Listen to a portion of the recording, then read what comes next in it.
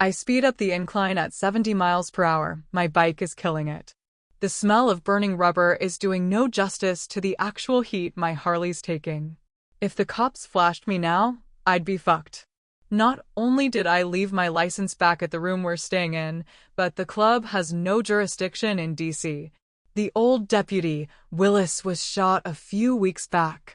Although the bullet grazed him, he took his family up north for some desk job. The prez didn't want to bust the man's balls. We don't even have a chapter this side and hardly spend time in DC to really care enough to bribe him to stay. The women wouldn't stop nagging about seeing the new club that opened up tonight, which is the only reason we're here now. I was in no way driving 23 hours so they could dance in some club because some punk-ass rock star was attending. My first vote was no, but Chadley talked my woman, Fallon, into going. I waited for her to say something, but she didn't. One of the new prospects, Den, brought it up the next day after church. He publicly announced Fallon was joining the girls. I was fucking angry. She didn't say shit when I asked about it again the same night. I understood that she wanted to keep us quiet because her dad was the president. The man and I served 2 tours together. But keeping stuff from me was not something I was going to take, which was why I decided to say fuck it to all her plans and tell the guys. The sooner I claimed her ass, the better my life would be. When I showed up the morning they were due to leave, I could tell Fallon was surprised. I waited to see if she would get on another brother's bike so I could disfigure the fucker's face. But one thing about Fallon, she knows when not to push her luck. She jumped behind me without a second thought. I was thrilled, but still too pissed. Which is why when we got to the hotel, I didn't book a room for myself. I doubled with Storm, RVP. Unlike my other brothers, Storm knows about Fallon and me. He doesn't like keeping it quiet and always gives me shit when we're alone. Neither the fuck do I, but I do it for Fallon. Surprisingly, Storm is doing it for me. Fallon is a petite 26-year-old with a few heartbreaks, nothing too serious from what she's let slip. I'm a 31-year-old man with a fuck of a lot of baggage. But I didn't want her at the back of another brother's bike, so angry or not, here I was. It didn't mean that we were okay. Right now, however, I wish we were. I turn into 18th Street, and my stomach tightens with a sick feeling. If I don't get to Lasers in the next few minutes, my woman is not going to be okay. Call it a hunch or 8 years serving my country, but I'm never wrong. When Fallon whispered, "Someone's coming," and cut the call, I got on my bike and drove. No helmet or jacket. I didn't tell the brothers anything, but knowing Storm, he'll figure something's going down. He ain't the vice president of the Satan Snipers Motorcycle Club for nothing.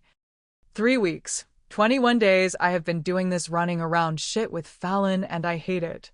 Keeping secrets from my brothers, making Storm do it too, it ain't right. I'm the enforcer of the club.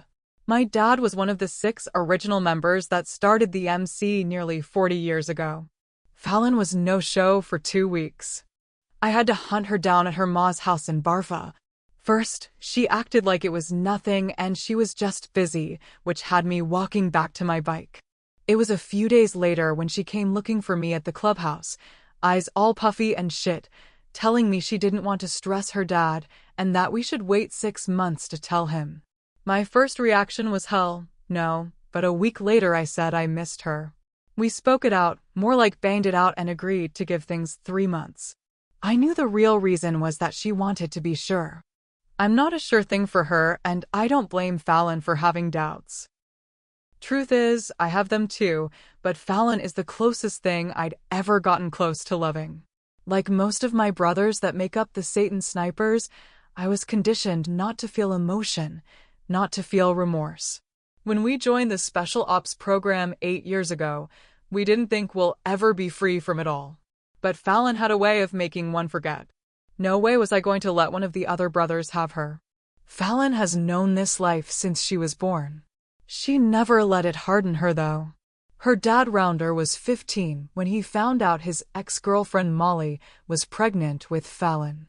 His dad was the sergeant-at-arms of the Satan Snipers at the time. At 16, while my blood brother, Thorne, was fucking anything with a cunt, Rounder was a single parent changing his 3-month-old daughter's diapers. Apparently, Molly just upped and left. With the help of the club and Rounder's mother Hayes, Fallon turned out pretty good. I stopped my bike outside Lasers. The smell of alcohol, cigarettes and cheap perfume pollute the air in high quantities. The rave music coming from Lasers is outweighing the other nightclubs.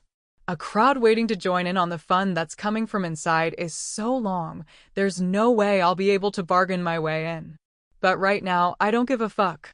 Normally, I wouldn't draw attention to myself. It's my nature to blend in.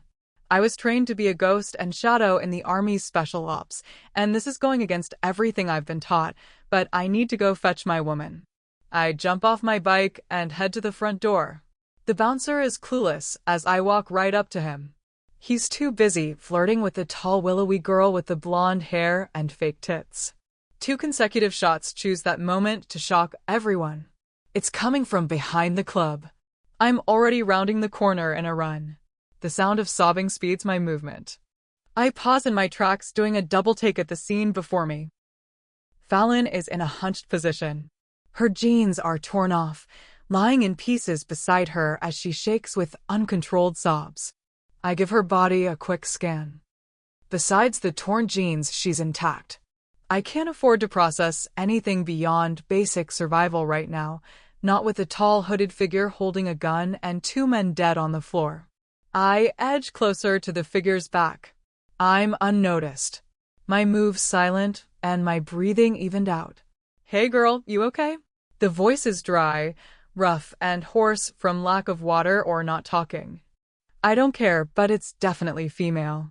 Fallon lifts her head toward the female, her face smeared with makeup running down her cheeks. I fight the need to show her any compassion or make sure she acknowledges me. I got to stay focused. TH. Thanks, Fallon stutters, hiccuping. The hooded female lowers the gun to her side, and I go in. Gripping her arms to the side, I pull the gun out from between her hands. She's fighting me but quickly loses spirit when I release her. So, she doesn't like to be touched, interesting and opposite to Fallon, who craves affection. Not wasting time, I empty the gun, all the while noticing this girl's breathing is labored. Ignoring the 2 opposite women, I jog across to the dead men, rubbing our prints off the gun, and put the 2 dead men prints on it. I finish with the blonde guy's cold hand and lay the gun next to him as the back door swings open.